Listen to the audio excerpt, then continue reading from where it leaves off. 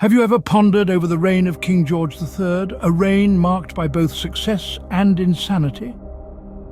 This intriguing monarch sat on the British throne for an astonishing 6 decades, from 1760 to 1820, a period that witnessed a tumultuous blend of triumph, tragedy, and tumult. King George III's reign is best remembered for 2 key events: the American Revolution and his notorious bouts of mental instability. The American Revolution, a significant chapter in world history, saw 13 of Britain's North American colonies sever ties with the motherland, birthing a new nation, the United States of America. This was a turning point in George III's reign, marking a shift from success to adversity. Then there were his infamous episodes of madness, which raised questions about his ability to rule and shook the very foundations of the British monarchy. His mental instability remains a subject of fascination and speculation even today.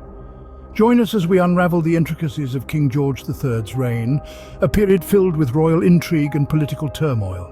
In 1760, a young and ambitious King George III ascended the throne. He was only 22 years old, but he was eager to assert his authority and make his mark on the world. One of his very first actions as king was to end the 7 Years' War, a global conflict that had embroiled Europe, Asia, Africa, and the Americas. His decision to sign the Treaty of Paris in 1763 marked a turning point, as it established Britain as the world's leading colonial power. King George III's early reign was characterized by his earnest attempts to assert royal control over his government. He was determined to reduce the influence of the Whigs, a political faction he believed held too much sway. He championed the Tories, their rivals, and worked tirelessly to strengthen the monarchy's position within the country's political structure. But King George III was not just a political monarch. He was also a man with a deep love for the land. His passion for agriculture was well known, leading to an endearing nickname that would stick with him throughout his life: Farmer George. He took a keen interest in the latest farming methods and improvements, and even established a model farm at Windsor to experiment with new agricultural techniques. His enthusiasm for agriculture was mirrored by his fervour for the arts. He was a keen patron of the arts and sciences, amassing an impressive collection of books, manuscripts, and artworks. He even founded the Royal Academy of Arts, which remains a significant cultural institution in Britain today. But all these successes were not enough to quell the whispers of discontent that were beginning to circulate. The seeds of revolution were being sown in the American colonies, and the king's attempts to exert control were met with increasing resistance. Yet, in these early years, King George III was a ruler full of promise, a young monarch guided by a deep sense of duty and driven by a desire to serve his country. His early successes marked him as a king of considerable potential, a king who could lead Britain into a new era of prosperity and power. But beneath these triumphs, a storm was brewing. King George III's reign took a tumultuous turn with the onset of the American Revolution. This was a time when the world was changing rapidly, and the 13 colonies in America were growing increasingly restless under British rule. They sought independence, a concept that was utterly foreign and indeed unacceptable to the king. The American Revolution was a direct challenge to King George III's authority. Known for his obstinacy, the king was unyielding in his stance on the right to tax the colonies without their consent.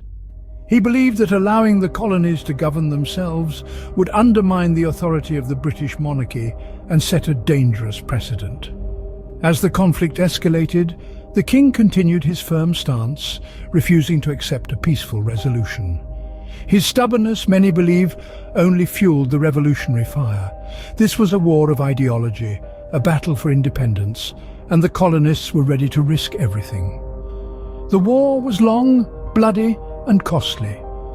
Despite the superior might of the British military, the revolutionaries, under the leadership of figures like George Washington, proved to be formidable opponents. They fought with a determination fueled by the desire for freedom, a force that proved too powerful for the British to quell. After years of conflict, the inevitable happened. The British were defeated, and the American colonies won their independence. This was an unprecedented event. A colony had rebelled and successfully broken away from its mother country. The loss of the American colonies was a significant blow to King George III's reign. It represented not just the loss of vast territories and resources, but also a major dent in Britain's global prestige. The king, once hailed as a wise and strong leader, found his judgment questioned. His stubbornness, once seen as a sign of strength, was now viewed as a tragic flaw. The loss of the American colonies marked a significant blow to King George III's reign, but another crisis was on the horizon. The king, unbeknownst to him, was about to face a challenge far greater than any political or military defeat. A battle against his own mind. The king's sanity began to crumble, marking a tragic turn in his reign. A cloud of uncertainty and fear loomed over the kingdom as King George III's mental state started to deteriorate. This was not a sudden onset, but a slow, creeping malady that gradually consumed the mind of the once astute and vigorous monarch. King George III's bouts of madness, as they were called, were episodes filled with erratic behavior, alarming speeches, and prolonged periods of insomnia.